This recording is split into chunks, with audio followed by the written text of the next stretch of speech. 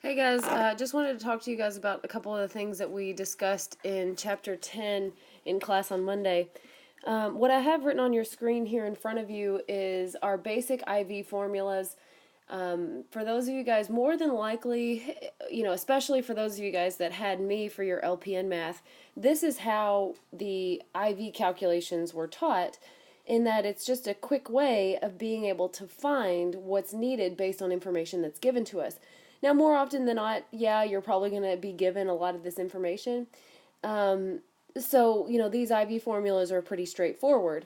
If you need to find drops per minute, like the first formula that's written on top of your screen there, if I need to find drops per minute, but I'm given milliliters, hours, and a drop rate, again, drop rate's based, or drop, I'm sorry, not drop rate, drop factor. Drop factor, again, guys, is your drops per milliliter infusion rate based on the type of tubing that's being used. Then if those things are given to us, then what I can do is, one, make sure my time is in minutes. That's why in parentheses it says minutes there. So we could do a quick conversion from, hours to minutes and replace that, and then just place everything in the formula. We just took milliliters divided by minutes and multiplied it by the drop factor. Straightforward. We got drops per minute. Same thing with the flow rate. If I need milliliters per hour, then I simply just take my volume in milliliters and divide it by the total time that's been given in hours. And that will then give me what's going to be given per hour, per individual hour, when I divide those two. With the time, straightforward there. If I need to calculate how long an IV is going to take, if given just the total amount of volume that's to be given and the flow rate, so meaning how many milliliters per hour that patient's going to get that, then we simply just divide the two and that will give us our time. Same thing with the volume, then finally down there at the bottom. If I need to calculate the volume, then I can calculate that by taking my time and multiplying it by my flow rate. And that will quickly be able to find the volume then. Your book is very, very specific on, again, the dimensional analysis and how dimensional analysis can be pretty helpful. What you're seeing in these IV formulas is kind of a shortcut for that dimensional analysis. Instead of having to do every single conversion along the way, it just says, hey, if you just take these things and divide them, you'll get your answer. And I'm going to show you this in a few of the examples, and to show you how that can be seen in dimensional analysis too, because in some of these things later in the chapter, dimensional analysis may actually be helpful, and I'm going to show you that in these examples here. So what I'm going to do, hopefully you guys either have these formulas written down in your notes, or maybe jot them down real quick, because I'm going to go ahead and erase these off of the screen so I can have some space here. And if you guys, if y'all are following along in your book, I'm going back to a couple of the examples that we did in class, starting on page 286 in your book. In there, those questions at the very beginning of the chapter, we were able to use those formulas directly, especially with example 10.1 there at the very beginning. In that question, we're just trying to calculate the milliliters per hour, and both of those things are given to us, so all we had to do was take volume divided by time. Pretty straightforward. 1,000 divided by 24 means that they're going to get about 42 milliliters every hour. In 10.2, they gave us our time in minutes, and so there was a quick calculation that needed to be done. And so the way that I went over that in class, I said, if you guys are going to use your flow rate formula, then, again, flow rate, oh, sorry, I didn't mean for that to be in yellow. Then flow rate, if you guys remember, flow rate is volume, as we saw in just the previous example, divided by our time in hours. And so in class, I told you guys, hey, in this situation where we have our volume in milliliters, we're good. And if our time is in minutes, I can't divide this, because then that would therefore then give me milliliters per minute, and I don't want that. So instead, I told you guys, hey, let's just quickly convert that 90 minutes, get that into hours real quick. And so we could do that by taking 90 divided by 60, and 90 divided by 60 we know is an hour and a half. So in place of that 90, we just simply used 1.5. It's much easier to say, oh, now if I divide these two numbers, that would be milliliters per hour. And that's exactly what we would end up getting. We'd get 80. Now, what they show you in the book, they do use that dimensional analysis, And in dimensional analysis, again, it's just a quicker way, or not, I'm sorry, not a quicker way. In some cases, in my opinion, dimensional analysis can be a longer way, because instead of just quickly doing that, they show that if we take what we have right now, which is 120 milliliters per 90 minutes, then what I have to do is I'm going to multiply it by my known in order to get this. Oh, I just realized I wrote 9. You guys know what I mean on this. 90. Duh, sorry guys. 90 minutes. So they're just saying, hey, to take this 90 minutes into hours, which is what we need to multiply it by my known, which says that 60 minutes is 1 hour. And so they multiply it out this way because remember how we talked about how things cancel one another out when they're opposite numerators, numerator and denominator. What that does is the minutes cancel out, and so at the end of this operation, if I multiply my numerators, 120 times 60, and then down at the bottom, 90 times 1, we end up still getting that answer of 80 milliliters per hour. So it's really up to you, but I show you that because, again, later I want to show you guys how that dimensional analysis might actually be helpful in some of the things we looked at later. Here, that might not be an issue. You just understand, oh, instead of minutes, I need hours. So again, if you guys are solving this problem by simply just converting this 90 minutes real quickly to 1.5 hours in your problem, that is totally, totally fine. And that's going to give us the same answer. But like I said, I wanted to show you guys that and do all these examples using dimensional analysis, as that might be helpful later on. In example 10.3, that was a quick volume formula. Able to find the volume again. If you remember, your volume formula says to take your flow rate times multiplying it by your time. And then so in that problem we took 167 times 6, and that quickly gave us that. Again, they're showing it as the known times what we have, and so that's just, they're showing it as dimensional analysis still, but that's in the shorthand, that's exactly what they're doing, is they're showing that they're taking the flow rate, multiplying it by the time, and that's exactly what we did there. Exact same thing in example 10.4, trying to calculate the total volume, so we just multiplied 8 times 30. Pretty straightforward. Example 10.5 on page 288. This one too was we're trying to use our time formula on that one. If you guys recall from your notes, time, we take our volume, our total volume to be infused, and divide it by our flow rate. So in that case, we just took our 500 milliliter total and divided it by 125 milliliters per hour, and therefore we were quickly able to figure out that that would take about 4 hours. So again, all these so far, we're just using those formulas that I gave you at the very beginning of this video. Same thing is actually going to occur here in the next example. The next example is still finding the time in 10.6 there, except it wanted to be a little bit more specific on based on what time did it start. Then we have to incorporate that when it's going to finish then. So same thing, in order to figure out the time, I took my total volume of 1,000 milliliters, as they did in that problem, and I divided it by the flow rate of 50 milliliters per hour, as that's our time formula that we looked at. When I divide those two, that tells me how long that's going to take, and we get our answer of 20 hours.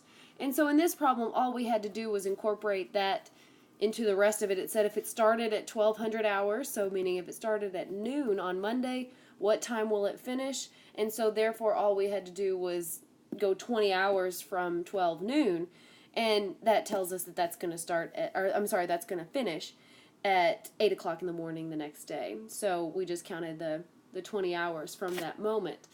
But same thing, still using that formula. On example 10.7 on the next page, that's using our drops per minute formula. Remember, our drops per minute formula is to take your volume, divide it by the time, but the time must be in minutes, and then multiply it by the drop factor, and all those things were given to us in that problem. So we use that formula. They took it a little bit further and showed you that dimensional analysis, but we can just use our same formula on that if that's what we're used to. So to calculate the drops per minute, we needed the total volume. The total volume that was given to us was 850 milliliters.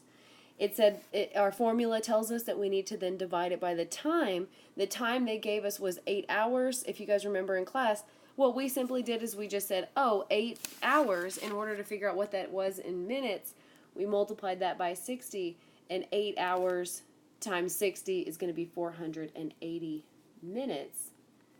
And then I multiply it by the drop factor. According to that label, the drop factor was 10 drops per milliliter. And so this is how we plug that into the formula, and we got the exact same thing that they did. They got about 18 drops per minute. Now again, they use that dimensional analysis, which just means that we just have to take what we're given, or what we need to give, the 850 milliliters per 8 hours, and we need to turn that into drops per minute. So it's taking a rate. That's what the dimensional analysis does, is we're able to take a rate, so meaning knowing that I'm getting 850 milliliters per 8 hours, and we need to turn this into drops per minute. And so instead of, again, we follow the formula, but what happens in dimensional analysis is there needs to be a step that converts milliliters to drops, and that converts our hours to minutes. Hours to minutes, we know that this is going to be multiplying it by a 60, because we know there are 60 minutes in an hour. And 850 milliliters, in order to get that to drops, we have to know what the drop factor is based on that tubing. And that's what came from that label. That was the 10. Oh, I can't write this up here. Sorry, that was the 10. So we just did it in a formula form. Dimensional analysis takes those two knowns and multiplies it one at a time, and again, making sure that things that need to be canceled out are canceled out. So if I, went ahead and just, let's go ahead and erase this. Let me get rid of this. To show you that again, here's how that formula would have been calculated using that dimensional analysis. We take 850 milliliters per 8 hours, which is what's given to us. They did it, you can do it in any order you choose, but if, let's say, I want to first convert the hours to minutes, then what I can do is multiply by my known. 1 hour is 60 minutes. I'm showing it to you this way because in the book they incorporated the drops per milliliter factor first, and that does not matter because you're going to end up doing the same thing. So what that does is that cancels out our hours, and if I were to multiply these straight across right now, I would end up with milliliters per minute. And again, I'm not looking for milliliters per minute, I'm looking for drops per minute. In the book, this is what they did. They said 850 milliliters per 8 hours. They went ahead and first multiplied it by the drop factor, which is 10 drops per milliliter. And so they did it that way because our milliliters canceled out. So at the end of this step, if they stopped here, they'd be left with drops per hour. And again, we want drops per minute. So they had to then multiply by the 1 hour and 60 minutes. In our example that we have up there at the top, our next step is going to be incorporating that drop factor, which is the 10 drops per milliliter infusion rate. And what that's going to do is that's going to now get me to where I need to be. Again, at the end of that step, what happens is now, again, you see my units I'm left with. I see that there are two units that can cancel out now, milliliters and milliliters, since they're opposite numerator denominator of one another. Now what I'm left with at the end of this operation is going to be drops per minute. That's how that dimensional analysis works, is that it just takes our knowns, what we need in order to get to what I'm looking for, and just multiplies it one at a time. And that then gets me, again, making sure that things are canceling out along the way, and then that gets me to what I need. And so I showed you that even if you just use the formula for that example, that is totally fine. But I'm only showing you this dimensional analysis to show you some of the things that we're going to get to in the next couple examples. For instance, example 10.8. 10.8 is one of those that we didn't have a direct formula for, so dimensional analysis may be more helpful in this example. Another way that I want you guys to think about dimensional analysis for a second. Dimensional analysis can be very helpful when we're taking those rates, like what we just did when we were trying to go from, in that case, that example, we were going from milliliters per hour, and I needed to convert that to drops per minute. A couple other things that we may be a little bit more familiar with, in that example, we needed the two different knowns. We needed a known to convert milliliters to drops and hours to minutes. Another way to think about that, let's think about another rate that we might be familiar with. Perhaps maybe if I'm going so many miles per hour, say I'm going 45 miles per hour, so I'm going to go ahead and just write that as miles per hour or per 1 hour. But I want to see what that would translate out to be as, let's say, feet per second. I would need two different knowns, and I can use dimensional analysis. I would need one to tell me what the conversion from miles to feet, and I would also need the conversion for hours to seconds in order to calculate that. Another way to think about it, or maybe one we're definitely more familiar with, as we've seen these two knowns quite often in class. But let's say, okay, I know. Maybe somebody tells you need to drink 8 cups of water per day, 8 cups of H2O per day. And so I'm gonna write that as a rate, cups per day, and that's supposed to be an H. Sorry, that's a weird looking H. But let's say I want to pace myself and try to figure out, okay, well then what do I need to drink throughout the day? So maybe I want to see what that translates out to be as, say, fluid ounces per hour. Help me to pace myself throughout my day as I'm trying to get to my goal of 8 cups of water per day. Well, what I'm going to have to do is see what my conversion is for cups to ounces. You guys know there's 8 ounces in 1 cup, so we would use that. And in a day, I want to know what that is, per hour. I need to convert that to hour, and we know that there are 24 hours in a day. So to show you this calculation, as again, we know these two knowns. So let's go ahead and I'm going to show you guys this calculation and how we could do that using dimensional analysis, as this is something that we may be a little bit more familiar with. So down here at the bottom, that's what I'm going to do. I'm going to say 8 cups per 1 day is what we need to drink. But I'm trying to figure out what that is in ounces per hour, so I know how to pace myself throughout the day. So what I have to first do, and it doesn't matter which known you use first, I'm going to go ahead and convert my cups to ounces first. So what I'm going to do is I'm going to multiply by my known for cups to ounces. Again, I know that there are 8 ounces in 1 cup. And so what happens is at the end of this step, my cups are going to be canceled out now. And at the end of this step, I will know how many ounces I need to drink per day.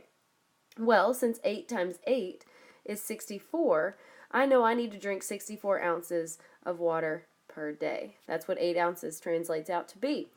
Now again, my goal is to get to ounces per hour, so I need to incorporate that other known. So I know the known for days to hours is that 1 day is the same thing as 24 hours. So what I'm going to do is I'm going to go ahead and calculate that out. I'm going to write that down as, So I'm going to go ahead and write that known right next to it. I'm going to do that in red here. I'm going to multiply by the fact that I know that 1 day is 24 hours. And so when I calculate that out, again, what's going to happen is we're going to see some cancellations occurring. We're going to see that days cancel out. So at the end of this problem, I'm going to be left with exactly what I need, ounces per hour. So when I take 64 and then divide that by 24, that tells me that I'm going to have to, per each hour, in order to get to my 8 cups a day, I'm going to have to drink about 2.7 ounces an hour. And that will get me to where, excuse me, that will get me to where I need to be throughout my entire day. Now again, obviously I know incorporating the fact that we're not awake for 24 hours, so if that's your actual goal, then you might want to do it based on a 12-hour day instead of 24 hours, if that's a reality situation that we're looking at. But you guys get the idea, that the idea of dimensional analysis is to just take a rate that we have and convert it, based on the two conversions to get both parts of that rate converted properly. So with that being said, I'm going to go to the next example in our book, example 10.8.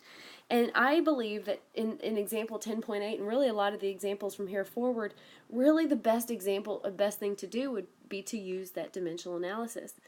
If you look at example 10.8, it says that the prescriber orders 21 drops per minute. So we already know the drop rate that needs to be given. We also know based on that IV, based on the tubing that's used, we know the drop factor. And it wants us to take that and now go backwards and convert that to milliliters per hour. So opposite of what we did in example 10.7. In that example, we were trying to figure out if I had milliliters per so many hours, how can I get it to drops per minute? Well, here we're doing the opposite. I'm doing just the exact reverse of that. And so, again, the idea is to take a rate that I know what I have as drops per minute. I want to figure out what that is in milliliters per hour. So again, both parts of these have to be converted. I have to get my drops to milliliters, and that's going to be based on that drop factor. And I have to get minutes to hours, and that's again knowing that there is 60 minutes in 1 hour. Or there are 60 minutes in 1 hour. Excuse me, guys. So, doesn't matter the order you choose to do that in. You can convert your drops to milliliters first or your minutes to hours first. It looks like in the book they converted their drops to milliliters first. And so in that dimensional analysis formula, what they did is they said, okay, well, our rate right now is 21 drops per minute, per 1 minute. Sorry, my handwriting is just terrible. That says minute. And so what I'm going to do is I'm going to multiply it by my known, which is the drop factor for this particular IV, which is 21 drops per milliliter. So, I'm sorry, not 21, 20 drops per milliliter. So what I'm going to go ahead and set that up as is 1 milliliter and 21 drops is my drop factor. And so I set it up that way because I want the unit drops to cancel out. And when I multiply at this step right here, if I were to multiply straight across, I know they do it as one whole problem. But if you want to see the steps intermediately here, if you took 21 divided by 20, that gives us about 1.05 milliliters per minute. And again, that's not the end goal. I'm trying to get to milliliters per hour, so that's where the next conversion comes in. Like I said, they do it as one whole problem, which is also totally fine and probably a lot easier. But I'm showing you this so you guys can get a basic understanding of what dimensional analysis does. So the next step is going to be to then take that and multiply it by known of 1 hour and 60 minutes in order to get to that last part of that what we have now into hours. So you can either take, if you're doing this along with me, you can either take the 1.5 milliliters per minute and multiply it by my known, which is the fact that there are 60 minutes in 1 hour. Some of you guys honestly may have just looked at that and said, oh, well, if I'm getting 1.5 milliliters per minute, well, I'm gonna do that 60 times in an hour then. So you may have just multiplied it straight up by 60, which is totally fine if you did that too. And 1.05 times 60 is about 63. So that's what they did in the book, and like I said, they did it as one whole problem in there, but I'm just showing you guys so you all can see the intermediate steps. So again, very, very similar to what we did in 10.7, but since we were just doing the reverse of that, then, you know, hopefully you were able to see that all we were doing is multiplying by the known.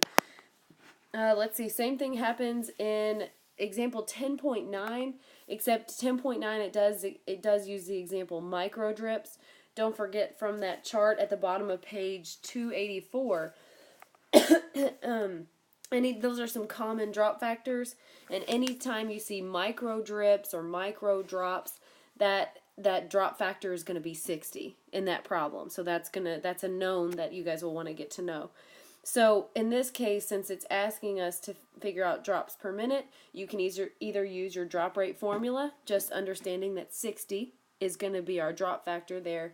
And again, they used the dimensional analysis. But in that case, again, if you're using your formula for drops per minute, again, we need a volume. So in 10.9, it's, oh, whoops, I need a pen. It's 125 milliliters per 1 hour, so we know that it's 60 minutes. So if you're using that that formula, you all probably went ahead and replaced that with minutes, and then your drop factor for micro drips is going to be 60 drops per milliliter.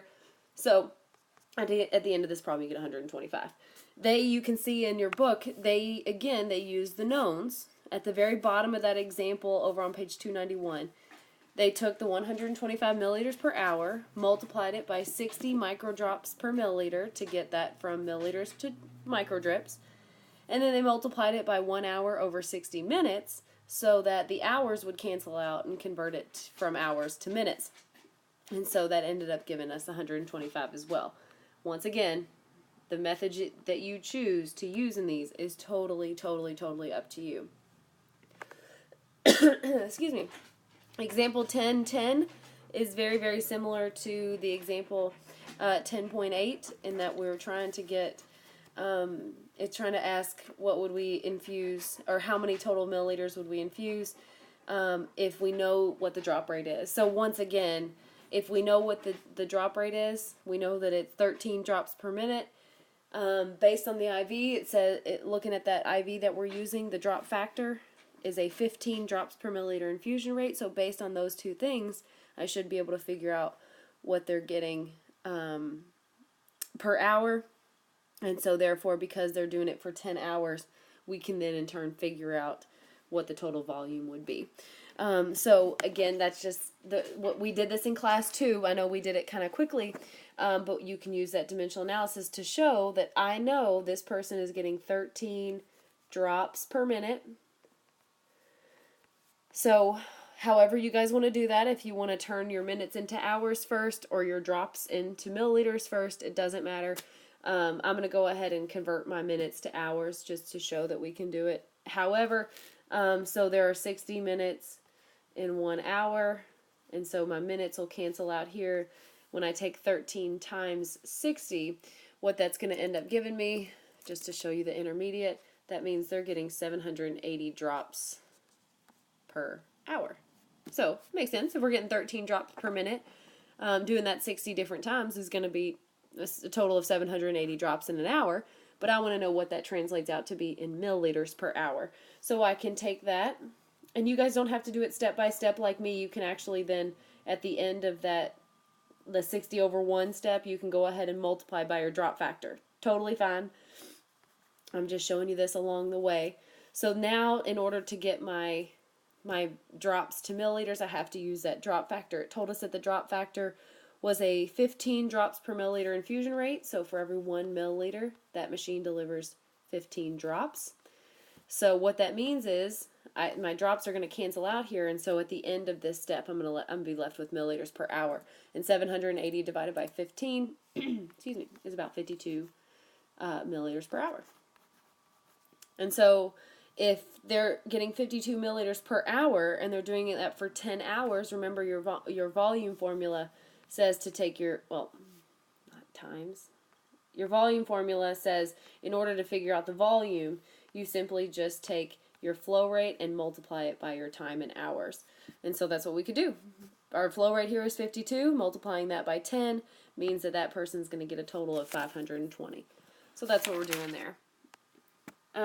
Let's see. Very similar, example 10.11. Let me get this off the screen here. In example 10.11, it's trying to figure out kind of the same thing, trying to see how long that IV is going to take, because we're trying to figure out, okay, well, from 10 p.m. on Tuesday, how many milliliters will be have infused in by 2:30? So in a total of 4.5 hours. If we counted that out, that would be about 4.5 hours. So this one's very similar to the previous example. We want to know in that time, you know, what are we going to get? So it's so very similar to what we did in 10.10. We would simply do the exact same steps to figure out, you know, what that flow rate is. So what are they getting per hour? And then from there, you can multiply that by 4.5 to figure out the total amount that they're going to receive in that amount of time. So honestly, guys, really the rest of the types of questions that we looked at in that chapter really kind of incorporate the same thing, that I think dimensional analysis is going to be your best bet. In order to figure those things out, you're welcome, you know, to use some of those formulas, but again, we just have to have knowns along the way. I think the trickiest part for us in this chapter was, you know, we're so used to taking, you know, the formula for drops per minute. We're so used to being told, okay, well, if we need to give so many milliliters per so many hours, what does that translate out to be in drops per minute? The problem is in this chapter, we were looking at, okay, well, what if we're told drops per minute? How do we figure out what that is then in milliliters per hour? So doing the reverse. So it's pretty much the exact same concept. except we're just reversing it. So we had to do just that. We had to take, if we're given the drops per minute, we do have to incorporate the drop factor as well, but just reverse of it, that we just have to think, okay, well, what is that as milliliters per drops? It's 1 milliliter per so many drops. So like, just to kind of complete that, again, to tell you exactly what I'm talking about, in example 10.12, it says we're given 20 drops per minute. So there's our rate right now, 20 drops per minute. And so what I want to know here, if the drop factor is 15, how many hours is it going to take to get the remaining amount of solution? Well, kind of similar to what we did in the previous example. Well, we have to figure out, well, what is that going to be in milliliters per hour then? So we simply just take that and multiply it by our known 15 drops per milliliter drop factor. So for every 1 milliliter, they deliver 15 drops. And again, so therefore at the end of that, we know that IV is going to deliver 1.3 milliliters every minute. And if we were just thinking about that a little bit further, multiplying, sorry guys, which would translate out, because again there are 60 minutes in an hour, 1.3 times 60, that translates out to be about 78 milliliters per hour. Well, the question is asking us, well then how long will it take for the remaining solution to be delivered? And so that goes back to our time formula. Our time formula says that if we need to figure out how long an IV is going to take, we can take our volume, if you guys remember from our notes, and divide that by our flow rate, which is milliliters per hour. And then in that case, what's going to happen is our milliliters will cancel out and leave me with how long that's going to take. So in this problem, I would take, well, 300 needs to be given. And so I need to divide that by my flow rate of 78. And 300 divided by 78, that would take about 3.8 is what we got in class, and then what I got just now. And then again, they used specific knowns, so they got about 3.75 because we rounded off the 1.3 along the way there. So, but that would take about 3.8 hours. So in that case, we use the formula, but you can see how at the bottom of that formula, or the bottom of that example, over on the top page 293, they use that dimensional analysis. They simply took the fact that we need 300 milliliters, multiplied it by our couple knowns. We know we're getting 15 drops per milliliter at a 20 drops per minute infusion rate, or drip rate. We know there are 60 minutes in an hour, so they just put that in one whole problem, whereas we kind of did it along the way here. So again, the trick is that we're just doing the reverse of what we're used to seeing, but in each of these questions we may just be applying it differently. In this question, we had to look at that IV bag to see that there's 300 milliliters left. In a question earlier, we had to see, well, how many hours is it from 10 p.m. on Tuesday to 2:30 on Wednesday? So if that's, how long that IV is going to last, what do I end up needing to give there? So we just have to apply it a little bit differently. But the idea is to just take what we have, and we're trying to convert it into something we want. So what the question is asking us. I use a lot of that dimensional analysis because I think that helps us when we're dealing with things like rates, like drops per minute, like hours per minute, or minutes per hour, things like that, where you're looking at rates for something. You're able to take that and convert it to a different rate by using that dimensional analysis. So I hope that helped. I know I didn't cover everything in this video, every single example, but they're really all going to end up being kind of similar. Well, hold on. Before I say that, let me go to one other example where we get to adjusting the IVs. That was something I think we did towards the end of the chapter. Yeah, like on page 294 when we're having to adjust. Example 10.14 says that the order reads 1,000 milliliters over 8 hours, and the drop factor is 10 drops per milliliter.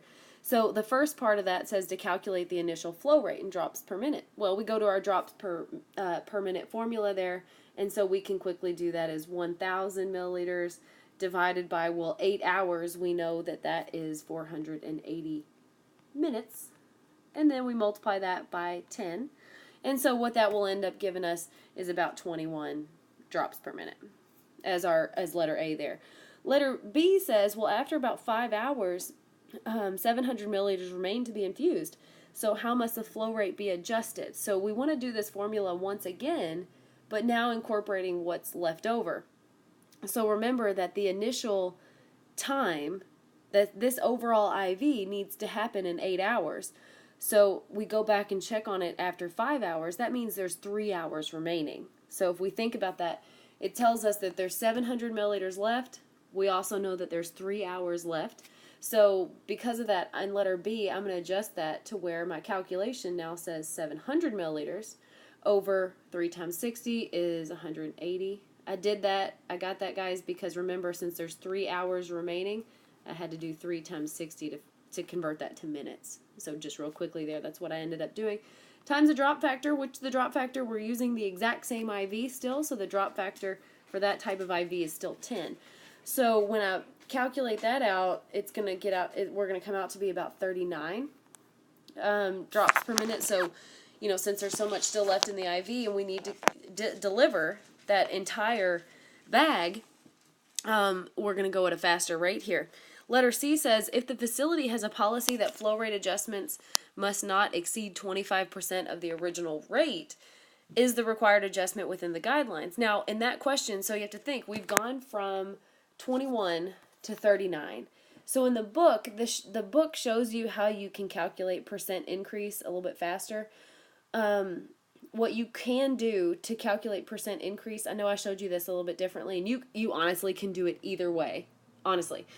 In the book, it shows you that if you want to calculate a percent increase, you simply just take the change that occurred.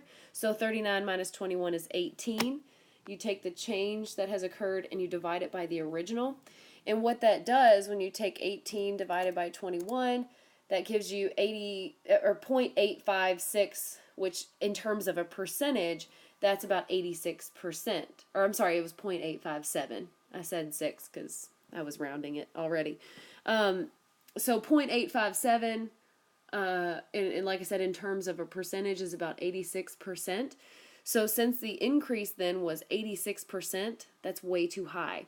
The way that I showed you in class, which you guys might be a little bit more familiar with, was since the facility said that it cannot go over 25% of the original rate.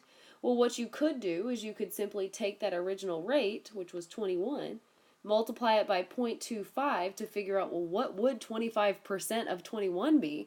Well, 21 times 0.25 is 5.25, which means that our rate can't go higher than 5 more points, or 5 more drops per minute. So, meaning that if I showed that as 21 plus 5.25, the new rate can't be higher than 26.25. Well, it's 39. Obviously, that's a lot higher than 26.25. So either way, the answer to C, no matter how you calculated that to figure out that percentage, the answer to C is no. You cannot make that change because it's way higher than that 25%. So totally up to you on how you calculate those. Is again, I'm just looking for a yes or no answer on those. So again, I hope that helps you to think about what we talked about in class. If you guys have any questions at all, please, please, please don't hesitate to ask. Thanks, guys.